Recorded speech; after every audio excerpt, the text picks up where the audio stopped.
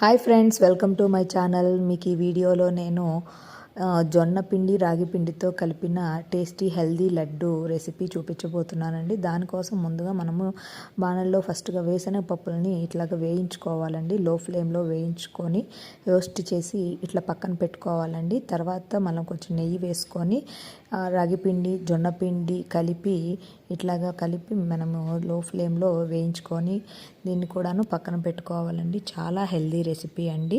ఇదిగోని ఇలా విధంగా పక్కన పెట్టుకొని తర్వాత కొంచెము తెల్ల నువ్వులని వేసుకోవాలండి. వీటిని కూడా రోస్ట్ చేసుకొని పక్కన పెట్టుకోవాలి. తర్వాత బెల్లాన్ని ఇట్లాగా తురిమి పెట్టుకోవాలండి పక్కన. ఇప్పుడు మనము వేయించుకున్న వేరుశనగపప్పు నువ్వుల్ని మిక్సీకి పట్టుకోవాలండి.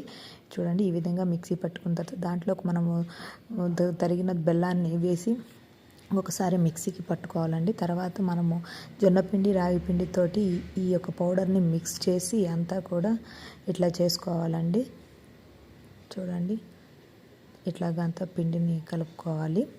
తర్వాత మనము కరిగించిన నెయ్యిని పక్కన పెట్టుకొని ఆ నెయ్యిని దీంట్లోకి పోసుకోవాలండి. ఇదిగోండి, ఈ విధంగా నెయ్యి తీసుకోవాలి. క్వాంటిటీ అనేది మీ ఇష్టం అండి. లడ్డూలు ఉండ చుట్టేంత వరకు పోసుకోవచ్చు. చూడండి, ఈ విధంగా నెయ్యి పోసుకొని లడ్డూల్లాగా చుట్టుకోవటమేనండి. బాగా పిండిని మిక్స్ చేసి ఇదిగోండి లడ్డూలు మీకు కావాల్సిన సైజులో లడ్డూస్ని చుట్టుకోవటమేనండి.